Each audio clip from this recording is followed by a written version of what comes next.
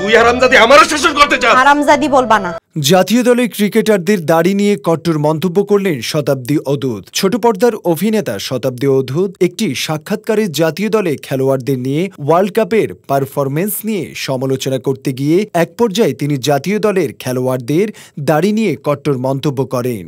শতাব্দী অদূত বলেন, বাংলাদেশের জাতীয় দলের যে সকল খেলোয়াড় দাড়ি রেখেছে তাদেরকে দেখতে খবিশের মতো লাগে ও আনস্মার্ট খ্যাত মনে হয়। তিনি আরো বলেন, বিশ্বের অন্যান্য দেশের যে সকল খেলোয়াড়রা ক্লিন শেভ করে তাদের স্মার্ট ও সুদর্শন লাগে, তাই তিনি পরামর্শ দেন বাংলাদেশের ক্রিকেটারদের উচিত ক্লিন শেভ করে স্মার্ট হওয়া, তাহলে ক্রিকেটারদের খেলার প্রতি কনফিডেন্স বাড়বে এবং পারফরমেন্স ভালো হবে। শতাব্দী অদূতের মন্তব্য নিয়ে নেটিজেনরা খুবই ফুঁসে উঠেছে।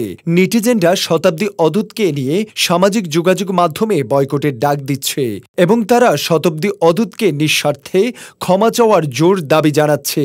যদি শতাব্দী অদূত তোর গতিতে ক্ষমা না চায়, তাহলে নেটিজেনরা হুঁশিয়ার দিয়ে বলছেন ক্ষমা চাইতে বাধ্য করা হবে।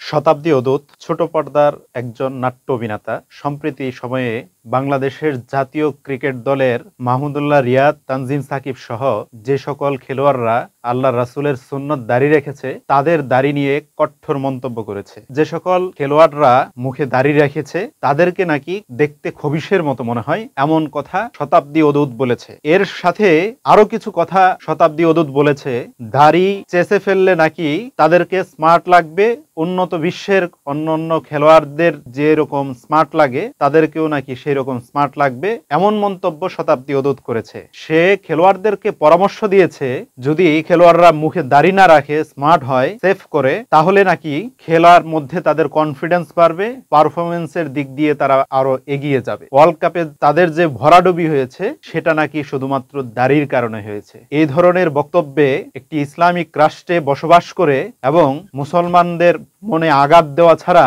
আর কিছু নয়। শতাব্দী অদূতের মতো ব্যক্তিগণ কিভাবে এত সাহস রাখে 95% মুসলমানের রাষ্ট্রে বসবাস করে মুসলমানদের একটি অনুভূতির জায়গা আল্লাহ রাসূলের সুন্নাত দাড়িকে নিয়ে এ ধরনের কটূক্তি করতে? আমরা বলতে চাই, শতাব্দী অদূতকে জনসম্মুখে এসে নিঃস্বার্থ ক্ষমা প্রার্থনা করতে হবে, অন্যথায় শতাব্দী অদূতকে বয়কট করব। জনগণ আমরা একত্রিত হয়ে শতাব্দী অদূতের মতো যে সকল ব্যক্তি কুলাঙ্গার আল্লাহ রাসূলের সুন্নাত ইসলাম নিয়ে কটূক্তি করবে তাদেরকে বয়কট করা হবে। প্রশাসনের দৃষ্টি আকর্ষণ করে বলছি, এই সকল ব্যক্তিদেরকে, শতাব্দী অদূতের মতো ব্যক্তিদেরকে বাহিরে ঘোরাফেরা করতে দেওয়া এটিও সমাজ এবং রাষ্ট্রের জন্য ক্ষতিকর। প্রশাসনের দৃষ্টি আকর্ষণ করে আরো বলতে চাই, শতাব্দী অদূতের মতো ব্যক্তিদেরকে অতি দ্রুত আইনের আওতায় আনতে হবে। অন্যথায় যদি তৌহিদি জনতা মুসলমানদের হৃদয়ে যে আঘাত এনেছে শতাব্দী অদূত, সেটার প্রতিফলন হিসেবে কোন ধরনের বিপ্লব হয়,